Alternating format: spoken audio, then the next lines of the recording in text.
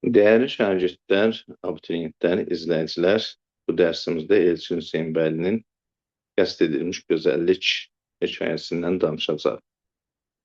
Əsər yaxın tarixdir, Sovet hökuməti quruluşu dövrüdür. Maraqlı bir əsərdir.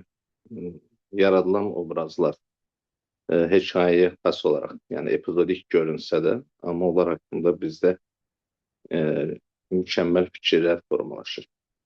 Xüsusilə məmur sinifinin kölə xislətli olması əsərdə çox qabarıq şəkildə əks edilir. Ümumiyyətlə, Azərbaycan balaca bir hekayə olmasına baxmayaraq, cəmiyyətimiz obrazlı şəkildə çox gözəl əks etdirilir. Cəmiyyətin, aşağı təbəqənin, yuxarı təbəqənin dünya görüşü, həyata baxışları, hər şey var bu əsərdə. Əsərin məzmunu ilə tanış olaq, tanış olduqca obrazları da təhlil eləyərik. Hadisələr Araz çayının sahilində cəryan edir. Sabir adlı bir uşaq ilk olaraq bizim əsərin qəhrəmanı olur, 9-cu sinif şagirdidir. O, Arazın sahilinə naxırda növbət çatıbdır bunlara, nobat çatıb və nobata çıxıb. Deyir, başqa uşaqlar üçün bu xoş olmasa da, amma Sabir deyir, kəndin naxırını güdməyə aparanda çox məmnuniyyət hissi yaşadı və həmin gün heç məktəbə də getmirdi. Burada əsərin gözəlliyi oradadır ki, baxışlarımızı, yaşayışımızı gerçəklikdir. Yəni, olduğu kimi əks etdirir. Yəni, burada əsərdə sünniliyə rast gəlmir. Araz çayı boyu gözəlliyi, Arazın təbiətin burada yaxşı peyzaj təsvirləri də var. Dəli Kür romanına xas. Yəni, bu Elçin Hüseynbəylinin İsmail Şıxlı məktəbinə xas olduğu açıq-aşkar əsərindən görünür. Təbiətin gözəlliyinin təsviri də var.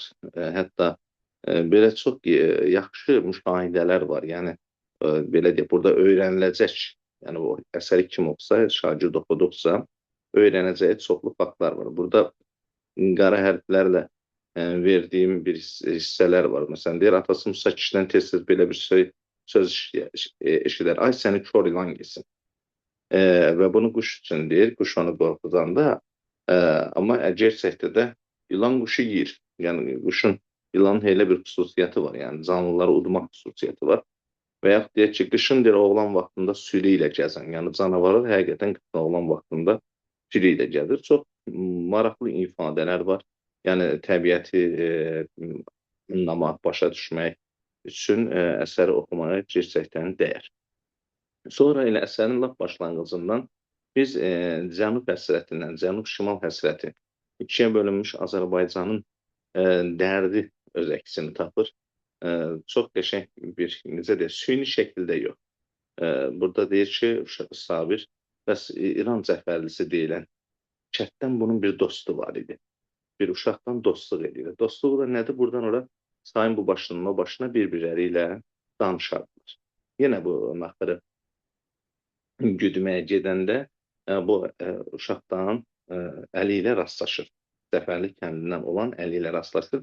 Elə söhbətləşirdilər ki, bu məqamda görür ki, heç indiyə qədər görmədiyi şəkildə bu yerlərə qara maşınlar gəlir.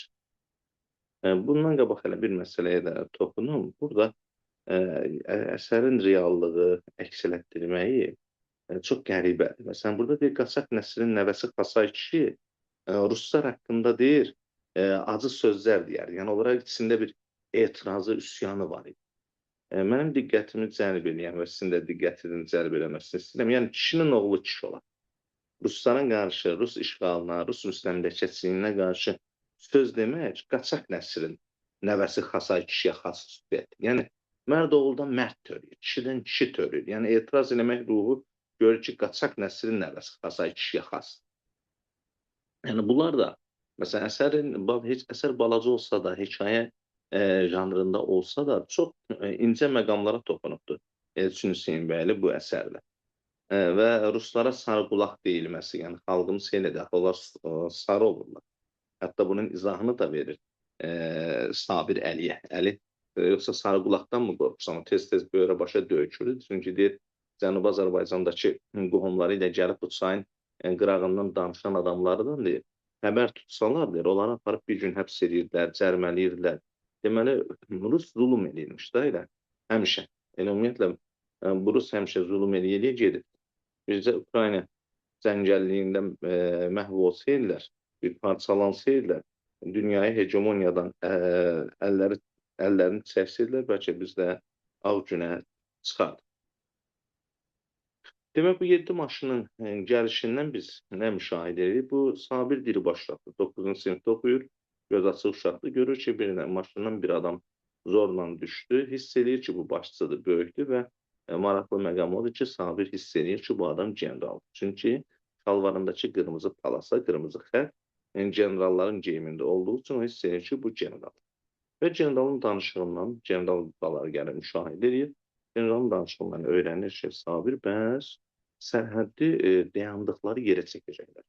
Və sərhəddi dayandıqları yerə çəksələr, bu aradan xeyli aralanır cəmaət və bunların əlindən meşə, yaşıllıq, hər şey çıxır ki, halbuki Dəli Kürdə deyilən kimi bu cəmaət da Kürün hesabına dolanır. Əmirvarlı kəndinin cəmaəti da, nəinki Əmirvarlı, burada Mahmudlu, digər kəndlərdə də hamısı Soltanlı, hamısı bu meşənin, bu yaşıllığın hesabına dolanırlar. Çünki heyvanlarını burada güdürlər, burada baxırlar. Yəni ki, qışda ova gedirlər, insanlar ruzisini, qidasını buradan əldə eləyir.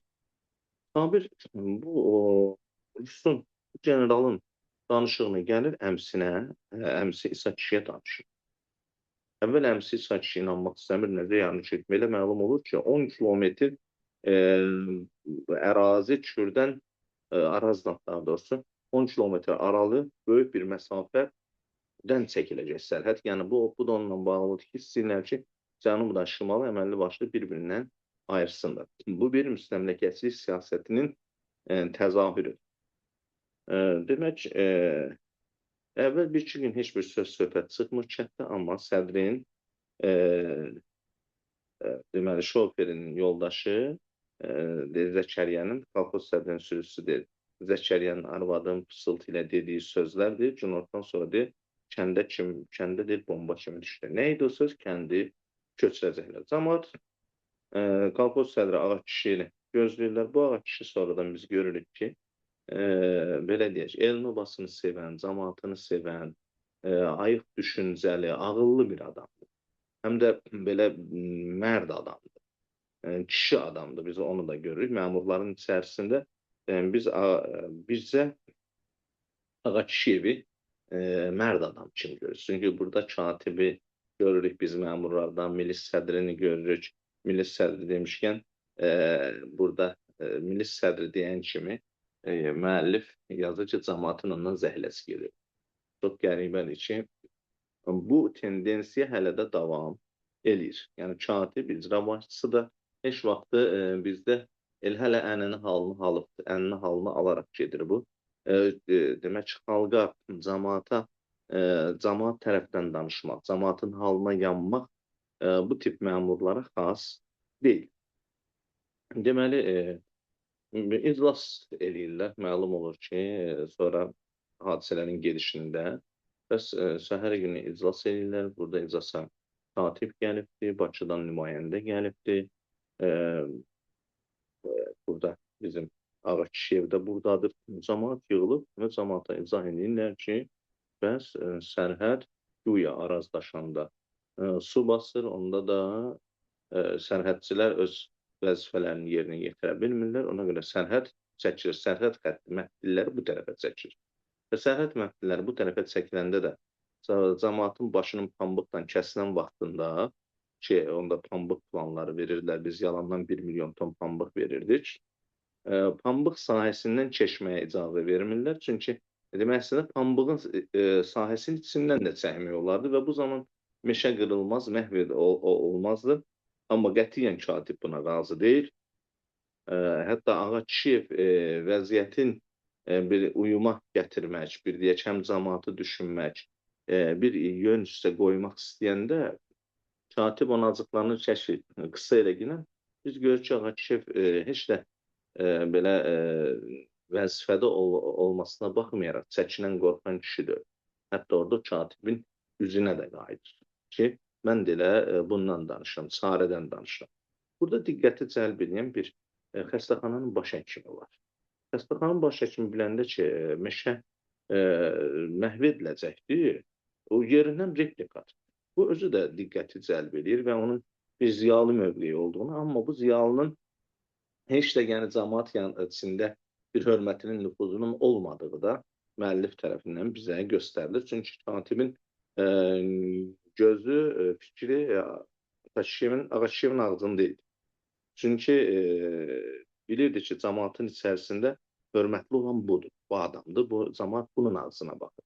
Məsələn, orada biz görürük ki, xəstəxananın baş həkimi deyir ki, bu nə boyda insafsızlıqdır. Yəni, bu boyda meşə, yaşıllıq məhv olsun, sonra da heyvanlar məhv olsun, geçsin. O belə bir etiraz, replik atır, amma buna baxan kimdir ki? Gecənin bir yarısına qədər müzakirələr gedir. Sonra da Bakıdan gələn nümayəndə Charles Kulğunu yığışdırır ki, daha geçsin. Cəmaət başa düşür ki, bəzən bu məsələnin yəni cəmaətin xeyrinə həlli variantı yoxdur.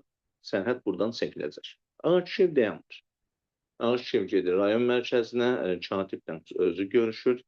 Katibə deyir ki, bəlkə yuxarılardan bir daha danışaq. Amma bizim bu məmur, belə deyək ki, yuxarılar nə desə, onun köləsi olan, qulu olan bir adamdır. Qətiyyən, yəni düşünmür ki, bəlkə bir çarə eləmək olsun. Əvəzində qalib deyir ki, bu Baranov, Müdafiə Nazirinin müavini Baranov özü gəlibdir. Heç demə bizim bu Sabir idi uşağımızın adı. Bu Sabir, bəli, gördüyü adam bu Baranov imiş, Müdafiə Nazirinin müavini imiş. O deyir ki, özü gəlib baxıbdır, qərar da veribdir. Bu Baranov sözü bilirsiniz də, Baran qoyun deməkdir. Demək, qoyun kimi bir məmur hamını qoyun yerinə qoyur. Özündən aşağıları qoyun yerinə qoyur. Onun ağlı nə cür kəsirsə, demək, digərlərinin onun buyruq qulu olub yerinə getirməlidir. Akif görür ki, yox, bu mümkünsüz bir şeydir. Gəlir və evindən çölə çıxmır. Niyə çıxmır? Çünki bu da özünü biraz qoruyur, biz hiss edirik. Çünki sonradan bir 10 gündən sonra, bir həftədir heç bir hərəkətlilik olmadı, amma növbəti həftədir 2 dənə böyük ekskavator gətirdilər, deyir. Bax, neçə dəqiqə. Yük qatarı ilə deyir, 2 dənə sarı rəngli nəhəng buldozer gətirdilər, deyir. Buldozerın biri Mahmudlu kəndindən, biri də bu Sabircinin kəndindən, Əmrivarlı kəndindən düşdü, deyir. Başladılar, deyir, ağaçları, böyük 100 illik ağaçları çıxarıb kökündən yol açmalı, düzləməyə. Cəmaət deyir, ağlaşırdı, deyir, qadınlar ağlaşırdı. Adamlar biraz baxdılar, deyir, cəmaət 4 Qara kəndin, deyir, adamları yığışdı, deyir. Birdən, deyir, adamlar cəmləşib traktorun qabağına, ekskavatorun qabağına keçdilər. Bəli, cəmaət etiraz elədi, yuxarıdan polis rəisi gəldi. Polis rəisinə cəmaət tabi olmadı. Polis rəisinin sözünü eşitmədilər. Burada icra başçısı, yəni Katib Eminov, indiki təbirdən icra başçısı şeydən şübhələnir. Deyir, hamısı deyir, Ağakiyevin hoqqalarıdır, deyir. İkinci katibi deyir, onun arxasından göndərdi və hətta deyir, hədələdi ki, onun üçün bu yaxşı olmaz.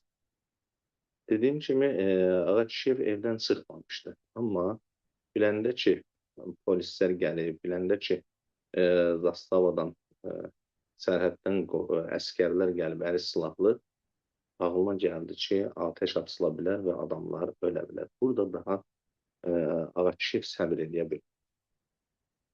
Durdu, evdən çıxdı, tez sürücüsü Zəkəriyə maşını fırladı. Ağakiyev deyir, gəldi cəmaatın içinə. Cəmaat deyir, ağız deyən deyir, qulaq eşitmirdi. Ağakiyev gələndə deyir, adamlar sakitləşdilər. Mən Moçbəl Ağakiyevə gerçəkdən adamlar hörmət edirlər. 20 ildir kolxoz sədridir, təkcə kolxoz sədrinin məsələsi deyil. Yəni, elin obanın içində hörməti var. Ağakiyev deyir, gözləri yaşarmışdı. Sonra deyir, ağısı deyirdi ki, mən deyir, heç vaxt deyir, bu Ağakiyev deyir, ağlayan, nəsə bir dərdli, qəmli gündə ağlayan görmüşdüm deyir. Ağakiyev deyir, gözünün yaşlı dəsmalını sildi, bircə kəlmə deyir, söz deyə bildi. Ki, bu qəsdin qarşısını almaq mümkün olur. Yəni cəmaət Ağakişivə inanır. Başa düşür ki, bunun bir çarəsi yoxdur, əlacsızdır. Həmin gün deyir, işləmədi ekskavatorlar, amma sabahkı günü artıq kəndin yolun üstündə deyir, əli silahlı deyir, polis şeyləri qoymuşdular, əskərləri qoymuşdular və 100-dən yuxarı saldat deyir, əllərində avtomat üzü kəndə tərəf dayanaraq qımıldanmadan irəli baxırdı. Traktorlar da hər yeri düzlüyürdülər, o meşəni məhv eləyirdilər. Bir burada bizim müstəmləkə olduğumuz dövrdə Rusların bizim xalqın başına gətirdiyi oyunun əksi var. Sonra yerli məmurlarımızın, o Niftalı çoxa necə ki deyirdik, elə ki vəzifəyə deyir keçdin, bu boyunduruğa ki düşdün, gərək deyir nə desələr eləyəsin. Bunlar qeyd şərtsiz nə desələr eləyirlər. Manqurtları kimi, Sabitcan kimi. Yəni yuxarıdan gələn əmr bunlar üçün Quran ayəsidir. Daha burada el-oba dolanışıqdan olur, el-oba həyatı çətinləşir, ümumiyyətlə təbiət məhv edilir. Məsələn, Avropada deyir ki, çirkli suyu belə torpağa axıtmaq mümkün deyil. Sən gərək onu xüsusi ambar tikib ora depolayasın. Torpağı belə çirkli su ilə zəhərləmək mümkün deyil. Ağacı qırmaq olar, Kanadada ağac qırmaq olar. Amma burada yuxarıdan əmr gələndə bəli, bir meşə zolağını məhv eləyə bilirlər və buna ən qəli burada bir məsələyə toxunmaq istəyirəm. Bəlkə yazıçı özü də bunu vurğulamaq istəyir. Bilirsiniz, xalq bir olsa zərbi kələn sındırar. Xalq bir olmağı bacarmalıdır. Məsələn, dünyanın bütün xalqlarının tarixinə baxanda həmişə belə görür ki, yuxarı ağıllı, ağılsız öz bildiyini eləməyə çalışır, xalqı əzər. Xalq özü də biraz birbaşa olmalıdır. Xalq özü də haqqını qorumağa bacarmalıdır. Xalq özü də zuluma, xalq özü də haqsızlığa qarşı durmağı bacarmalıdır. Və biz görürük ki, haqsızlığa qarşı dura bilmirik. Burada biz Danabaş kəndinin əhvalatları əsərindəki acizliyimizin də həm də təzahürü. Bu əsəri çox qəribə, siz istəyirsə, mən nə qədər əsərdən bu əsəri müqayisə elədim. Yəni, Niftalı çoxa, məsələn, Ağakişiv obrazından müqayisə eləmək olur. Yəni, deyək ki, nə bilim, Gəldiyevi, Verdiyevi, Katib Eminov idi. Məsələn, onunla, Katibdən, Eminovdan müqayisə eləmək olur. Yəni, yuxarıdan nə desələr eləsin.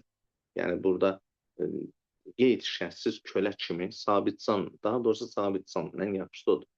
Bu Katib Eminovu Sabitcanla, polis rəisini Sabitcanla müqayisə eləmək olar. Həm də hələ təkcə Sabitcan yox, Sabitcanın biz cəmaata zulm elədiyini görmürük, manqurtlaşdığını görürük. Bu manqurtlar həm də cəmaata zülm edə bilirlər.